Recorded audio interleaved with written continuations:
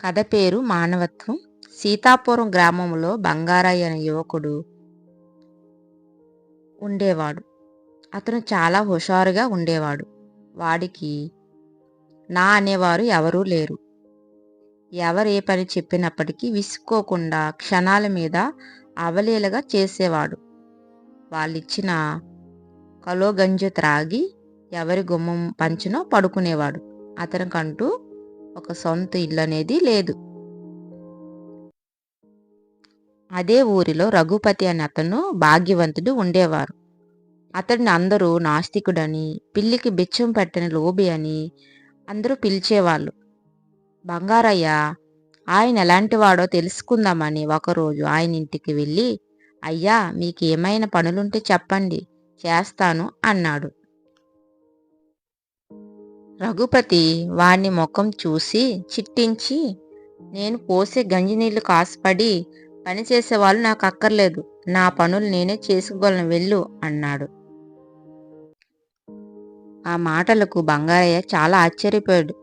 ఇప్పుడు నన్నెవరూ కూడా ఇలా అనలేదు, ఇతనేంటి ఇలా అంటున్నారు, అందరూ కూడా నన్ను సొంత వాళ్ళుగా చూసుకుంటారు అని తనలో తాను అనుకుని బాధపడి వెళ్ళిపోయాడు. ఒకసారి గ్రామాధికారి మేకల్ని తోడేలు బారి నుండి కాపాడాడు బంగారయ్య. గ్రామాధికారి వాణ్ణి మెచ్చుకొని, నా మేకల కోసం నీ ప్రాణాలు కూడా లెక్క చేయలేదు, పేరుకు తగ్గట్లే నువ్వు బంగారానివి, నీకే అవసరం వచ్చినా నా దగ్గరకు రా అన్నాడు. ఇంకోసారి నాయుడు బంగారయ్య, మా తోటలో కూరగాయలు, పళ్ళు, పువ్వులు విపరీతంగా వస్తున్నాయంటే అది నీ కృషి ఫలితమే, నీకే అవసరం వచ్చినా నేనున్నానని మర్చిపోకు అనేవాడు. అందరూ కూడా ఆ విధంగా బంగారాయిని ప్రేమగా సొంత వాళ్ళుగా చూసుకునేవాళ్ళు. అలా ఎందరో తనను మాటలతో మెచ్చుకుంటుంటే ఊరంతా తనదేననుకున్నాడు బంగారయ్య. ఒకసారి బంగారయ్యకు సుస్థి చేసింది. అప్పుడెవరూ వాణ్ణి పట్టించుకోలేదు.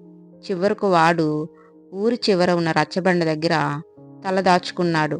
ఎవరూ కూడా అతని దగ్గరికి రాలేదు చూడ్డానికి. ఊరందరి కోసం తన రక్తం దారపోస్తే చివరకు తనకి గతి పట్టిందని బెంగపడ్డ వాడికి దిక్కులేని చావు చస్తానేమోనని భయం కూడా పుట్టింది బంగారయ్యకు. అప్పుడు ఒక చిత్రం జరిగింది. రఘుపతి వెంట వైద్యుణ్ణి తీసుకుని వచ్చి బంగారయ్యకు పరీక్ష చేయించాడు. వాడికి జ్వరం ఎక్కువగా ఉందని తెలిసి తన గుర్రబండిలో ఇంటికి తీసుకొని వెళ్ళాడు. అక్కడ రఘుపతి భార్య, బిడ్డలు వాణ్ణి సొంత మనిషిలా ఆదరించి చూశారు. కొద్ది రోజులకే బంగారయ్య మామూలు మనిషి అయ్యాడు. ఒకప్పుడు తన్ని చలించిన రఘుపతి ఇప్పుడు తన్నెంతగా ఆదరించడానికి కారణం తెలియక ఒక రోజున అతను సూటిగా అడిగాడు రఘుపతిని బంగారయ్య. అయ్యా, నేనొకసారి పనిచేస్తానని మీ దగ్గరికి వస్తే నాకు చెయ్యవసరం లేదు అని నన్ను పంపించేశారు. అలాంటిది ఇప్పుడు ఎందుకు నన్ను సేరదీశారు, నాకు ఇంత సేవ చేశారు, డాక్టర్ని తీసుకొచ్చారని బంగారయ్య రఘుపతిని అడిగాడు. ఆ మాటలకు రఘుపతి నవ్వి, నీ అనుమానమే ఊళ్ళో వాళ్ళకి వచ్చింది. సాటి మనిషిని ఆదుకునేందుకు కారణం ఉండాలా? మానవత్వం ఉన్న వాళ్ళకి లాంటి అనుమానం ఎందుకు వస్తుందో నాకు అర్థం కాదు అన్నాడు. ఆ మాటలకు బంగారయ్య, కాని తమరు నాస్తికుడు, లోబి అని అంతా అంటారు అన్నాడు బంగారయ్య. అప్పుడు మళ్ళీ రఘుపతి, నా కోరికలు తీర్చమని అడగడానికి దేవాలయానికి వెళ్ళినవాడు నాస్తికుడు, శ్రమ పడకుండా చేయి చాసేవాడికి దానం చేయనివాడు లోబి, అమాయకంగా అందరికీ తన శ్రమను దారపోసే నీలాంటి వాడి శ్రమను దోచనివాడు చెడ్డవాడు. బంగారయ్య, లోకుల మాటలు పట్టించుకోకు. ఇక మీదటైనా నీ శ్రమను దుర్వినియోగం చేసుకోకు. నువ్వు మాకులా బ్రతకాలంటే ఎప్పటికప్పుడు నీ శ్రమకు తగ్గ విలువను తీసుకుండాలి.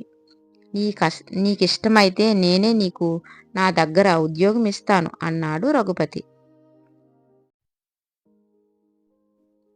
ఆ మాటలకు బంగారయ్య చాలా సంతోషించాడు. నేను ఇన్ని రోజులు ఇలా చేశానా? ఎంత శ్రమను వృధా చేశాను. ఇప్పటి నుంచి నా కోసమే నేను బ్రతుకుతాను. ఇతని మాటలే నేను వింటానని అప్పటినుంచి రఘుపతి ఇంటి వద్దనే పనిచేశాడు. నోటి మాటలతో శ్రమను దోచేవారిని వదిలి మానవత్వం ఉన్న రఘుపతి వద్దే పనిలోకి చేరిన కొంతకాలానికే బంగారయ్య 4 డబ్బులు వెనకేసుకున్నాడు. రఘుపతి వాడుకు చక్కని గుణవంతురాలైన పిల్లను చూసి పెళ్లి చేశాడు. పెళ్లి చేసి వాళ్ళింట్లోని ఇద్దరిని కూడా ఉంచాడు.